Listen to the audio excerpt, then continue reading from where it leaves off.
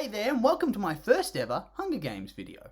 And recently, with the release of the trailer for the upcoming House of the Dragon series based off the book Fire and Blood, and the big controversy surrounding the casting choices for the upcoming Disney Plus adaptation of the Percy Jackson and the Olympian series, I've been thinking a lot about book-to-screen adaptations, and more specifically, what the hell goes into a good book-to-screen adaptation? What makes it good? What makes it enjoyable? What's the most important element?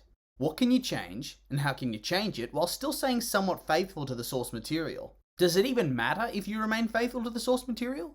And what things can ruin an adaptation? What makes them bad? What should a writer or director try to avoid when working with a book-to-screen adaptation? How can they find that balance? And honestly, looking at a number of different adaptations, I've come to a conclusion that the heart and the feeling that surrounds the story within the books is what's most integral to a good book-to-screen adaptation. That's what you have to keep. And this can vary depending on how closely or loosely a book-to-screen adaptation is translated. There isn't a set rulebook that tells writers how closely a story should be followed. Sure, there's always going to be book purists that will scorn any adaptation because it's impossible to follow through everything to the letter, but if you're lucky, that part of the audience is going to be the big minority. And most book fans and newcomers to the story are going to love how it was told. But that being said, what works in one adaptation might completely ruin another. And what enhances one adaptation might do nothing for the next, so really it seems to be a process of seeing what works as you go along, and how best you can translate the feel of a story that's written in a book to creating that feeling on screen, whether that's through costumes or character design, musical setting. It's important to look at the original story with as unbiased a viewpoint as possible, to truly analyze the story being told, and craft the experience based on what works and what doesn't work in the original, trying your best to streamline things whilst also remaining faithful and maybe changing plot points or character choices or adding new ones that don't feel alien to the original but also add flavour and depth where possible. So basically, it's an insane amount of responsibility to adapt anything that's beloved by fans, and I do not envy the people that take on this immense challenge. Of course, that being said, I do love to sit back without all this heavy expectation and speculate on adaptations I thought were good or bad, and today, I want to draw particular attention to one that I think gets constantly overlooked, and that is the Hunger Games franchise. Starting its release in 2012, The Hunger Games is a 4-film story that encompasses the book trilogy of the same name. Set in a dystopian America in which everything's gone to shit, children from the 12 districts of Panem are subjugated by the capital, a city of immense wealth and privilege, to fight to the death in the darkest episode of Big Brother you've ever seen. From the ages of 12 to 18, your name is entered into a lottery for the honour of a 91% chance of being brutally murdered for the capital's entertainment in some sick form of punishment of a rebellion that happened when your grandparents were babies. But there are lots of kids, so your chances of dying are still low, but never zero. And in fact, as you get older, your name is entered more times, and you can even elect to put your name in the lottery even more for some basic essentials like grain to feed your family, because most of you are dirt poor. And remember how I said that your chances were low, but never zero? Well, the title hero, Katniss, is not chosen, but her 12-year-old sister is on her first go. And so Katniss volunteers to enter the deathmatch instead of watching her sister get sliced and diced on national TV. And this, surprisingly enough, leads into a love triangle, with politics and child murder, a rebellion, plot twists, and some severe mental health cases that, quite frankly, are very dark for teen books at the time, but make for a cracking read and an awesome watch. So already, that's a lot to be getting on with. And this released straight after the Harry Potter 8-film saga ended, so the kids that had grown up with the Harry Potter adaptations had fresh meat that was a bit more mature to sink their teeth into. And honestly, I think that a lot of it had to do with its positive reception. Obviously, it's a well-written, well-performed, and well-structured saga, and we'll get into what makes it so good in a moment, but I do think the time and place have a significant effect on how films and TV are received. If something's new and innovative, it plays a lot into how a story is positively viewed. For Harry Potter fans, at the very least, there was a lead heroine in Hermione who was all about books and intelligence, being smart about how to tackle her problems. But at the time, there weren't really that many female protagonists that really got that level of spotlight on screen. I mean, sure, you had Elizabeth Swann's brief moments of heroism in the Pirate sequels, but most people really just cared about Jack Sparrow. And I mean, Bella from Twilight, she was the complete antithesis of this movement towards strong heroines, so there was this perfect open space for Katniss to fill. A heroine who was physically strong, but also was very vulnerable and didn't have everything together. She was relatable as a human, whilst being set in a completely alien situation, fighting in a 24-person deathmatch against other children. And this really set up a new trend of teen/young adult entertainment. It ushered in a new era of what people were interested in at the time, and paved the way for other, more forgotten dystopian franchises like Divergent and Maze Runner to have their brief moment of spotlight before the genre completely dried up.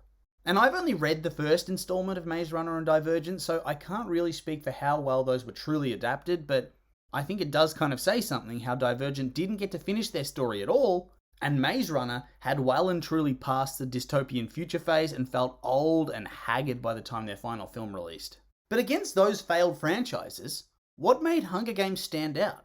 What made it such a good adaptation? What did the creators specifically do to make it so successful? And first up, I have to say the casting. Now, animation for adaptations is still pretty scarce now, but it was pretty much unheard of for anything that wasn't child-friendly back then, so it was 100% always going to be live action. And for the most part, I think the fandom accepted the cast with open arms, except for Rue, I think, despite her being book accurate, because racists be racist.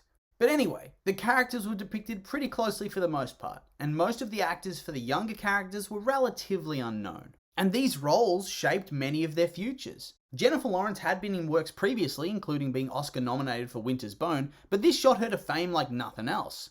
Josh Hutcherson was a child actor, so he already had proved his talent, and a lot of people knew him already.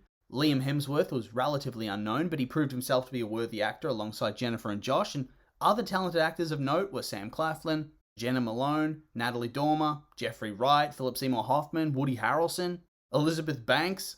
And the key to all of these castings is that they were all immensely talented, and the actors seemed to meld with the characters incredibly well. You can hire a brilliant actor, but there's something different when they feel like the character you've read in the books, and for the most part, I've seen very minimal complaints from the fandom in that regard. And I mean, there's even actors I haven't mentioned, and every character felt believable and real, not only from an adaptation perspective, but just as a story. You felt Katniss's vulnerability. You felt the manipulative power of Snow. You felt off about her, but you weren't completely untrusting of Coin. Each character stood on their own and gave something completely different from the next, so each scene felt fresh, as no one really felt the same. They all had a different vibe.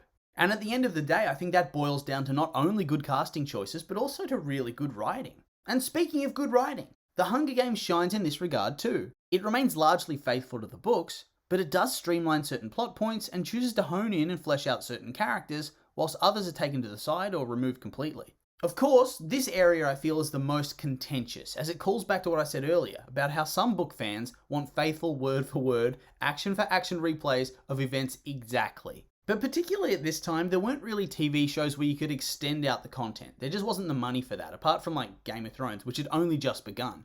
And so, doing a film was the main way to do a major adaptation, at least for young adult audiences. So things did need to be streamlined and fine-tuned for the most part. And I think that the book fans were largely happy. Of course, there were some complaints, like with Peter's characterization or with Madge being completely absent, and I'm sure there are others. But for the most part, there was really little to fault. The story revolves around its characters and their journey, even if they diverge a little bit from the source material. But the narrative still devotes its time to giving everyone a story to tell, and that, in my opinion, is what makes it great. The writing for book adaptations can either be extremely close or extremely far away from the source material, and both can work well as adaptations. And while some characterizations may change, The Hunger Games has such a perfect setting and rich story that it would be such a miss to diverge from that in any drastic way, and so the writers didn't. But moving on, the cinematography and the design in each of these films is also phenomenal. It felt raw in the districts and the games, and it felt pristine in the capital. At least, in the beginning. The only critique that I see get passed around that I also found deeply annoying was the goddamn shaky cam. I know the idea is that the games were so violent and shocking that you literally can't see straight, but I just don't like it. But again, that's personal preference, and you can understand what they were going for. I just think it was a stupid idea. But for the most part, bringing places and costumes to life from the page is one of the most enjoyable things an adaptation could do, and I feel like often the big draw of book fans is to see their imagination come to life. I think The Hunger Games did it very well, and it just added to the whole adaptation in a positive way. And obviously it's not easy, but I feel like this is the part where it's kind of hard to go wrong unless you really just don't care about the book at all and don't put any effort into it. Next, we'll talk about the score. And now, I'm no musician, but I love to listen to scores of movies, TV shows, video games, you name it. When they're done really well, they can really elevate scenes on a whole new level, and not only take you back to that scene, but bring you back to that point in your life when you consumed that media for the first time. And the great but also terrifying fact about music for adaptations is that for the most part, they have literally nothing to go off. Most books do not have songs in them, and even if they do, it's not the majority of the book. It's songs for story purposes, but you still have to create and capture the atmospheric music, and good composers know how to do this very well. And of course, The Hunger Games is no exception to this. Now once again, I have next to no real knowledge of what makes music good, I just know what I like. I don't really recognize if a particular track is complex or not, besides having lots of instruments or going very fast or doing whatever. It's just what it makes me feel in the scene that matters. And The Hunger Games again does this really well. I mean, Rue's Farewell or The Hanging Tree, all the music feels equally somber and hopeful and just encapsulated the whole heart of the story. And of course there's more to it, like knowing when to not include music, as sometimes it can be overdone, particularly in emotional scenes where you want the audience to feel something, and it can sometimes feel cheap, but The Hunger Games doesn't do that.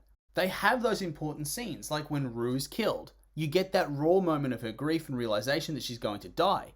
It would be very easy to put an emotional track behind that, but they wait for the right moment, where Katniss sings to her before it all builds to her putting flowers around her and then the peak of the score at her salute. It's about recognizing those moments and making the right call. I have no idea how they do it, but I just think that film, TV, and video game scores don't get enough praise that they deserve, and Hunger Games is no exception. And last, but certainly not least, is direction. Now, the first installment was directed by Gary Ross, and the rest by Francis Lawrence. A lot of success with adaptations has to do with style, and whether directors can really hone into the message and feel of the story, and put that on screen in as accurate a way as possible. Not necessarily with the content they show, but with the feel of it, which is a lot harder to do as there's no set rule book. And honestly, it's lucky that they had two directors that had such a similar style, so that way, the feel of the franchise didn't come across as drastically changed or too different. It's just seamless flow. The same cannot be said for other things, like Harry Potter, where there's like 4 different directors with vastly different styles, and there's an obvious preference as to which is better. It just elevates the adaptation if you can't really tell that there's been multiple directors, and I don't really think you can with The Hunger Games. And on top of that, they literally coordinated all these elements of cast, characters, writing, cinematography, design, score, into great films that encompass the overall story. Like I said, I don't envy their work. It's very, very easy to sit back here and say what I'd like to be done, but to actually achieve that on screen is a whole nother ballgame. And I think they both did a great job, and now Francis is doing The Ballad of Songbirds and Snakes, which I'm very keen to see, so keep an eye out for that. And so I'm not saying that The Hunger Games is the best book-to-screen adaptation of all time, because I don't actually think it is. And honestly, there's also probably ones that I fan over and enjoy far more, like The Lord of the Rings or Harry Potter. But I do know that all the separate elements that make an adaptation flowed seamlessly well for this particular book series, and it doesn't get discussed enough when talking about adaptations in general. Especially considering how popular it was at the time. It dominated the young adult genre for like 4 to 5 years, and then it vanished into obscurity as quickly as it came. There's constantly new content and new adaptations, and with so much discussion as to what makes one good, I can honestly say that I can hold up Hunger Games as a nearly flawless one. But, as always, that's just my opinion. And now I'd like to hear yours. What did you think of the Hunger Games films? Do you think they were adapted well, or do you think they completely botched it? I'm curious for your thoughts, so make sure to like, comment, and subscribe, and let me know.